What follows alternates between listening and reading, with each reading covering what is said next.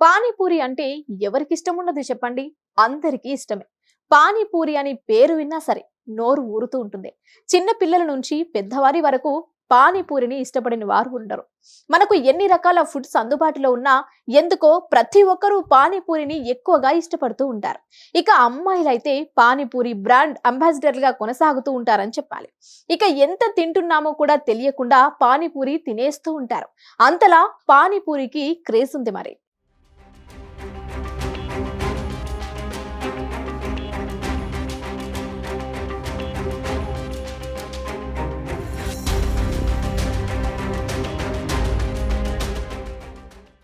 సాయంత్రం అయితే చాలు, రోడ్డు పక్కన ఉన్న పానీపూరి బండి దగ్గర గప్చుప్లు లాగించడానికి పిల్లలు కాచుకుని ఉంటారు.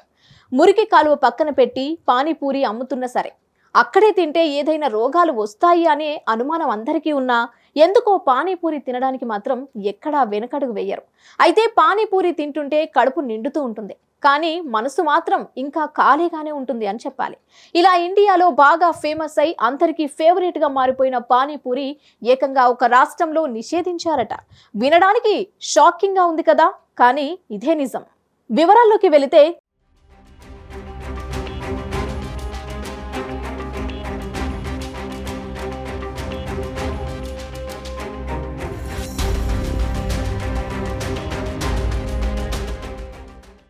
గుంటూరులో డయేరియా కేసులు పెరుగుతున్న నేపథ్యంలో అధికారులు అప్రమత్తమయ్యారు.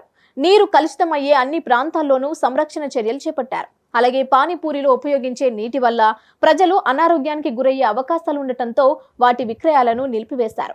10 రోజుల పాటు అమ్మకాలు చేయొద్దని జీఎంసీ శానిటరీ సూపర్వైజర్ ఆయుబ్ ఆదేశించారు.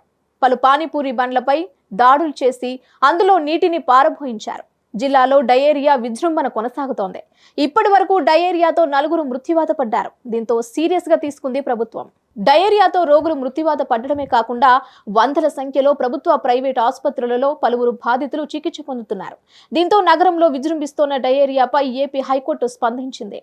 డయేరియా లక్షణాలతో మృతి చెందిన వారి వివరాలను పరిశీలించి సమగ్రమైన నివేదిక ఇవ్వాలని రాష్ట్ర న్యాయాధికార సంస్థను హైకోర్టు ఆదేశించింది.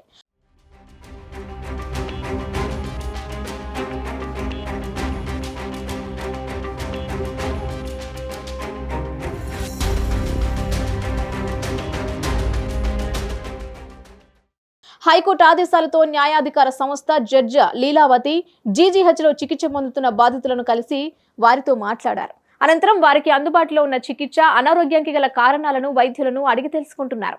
దీనిపై నివేదికను కోర్టుకు సమర్పించనున్నారు. నగరపాలక సంస్థ సరఫరా చేసే నీటిని తాగడానికి ప్రజలు భయపడుతున్నారు. ముఖ్యంగా గుంటూరు తూర్పు నియోజకవర్గంలో డయేరియా కేసుల సంఖ్య ఎక్కువగా ఉన్నట్లు తెలుస్తోంది.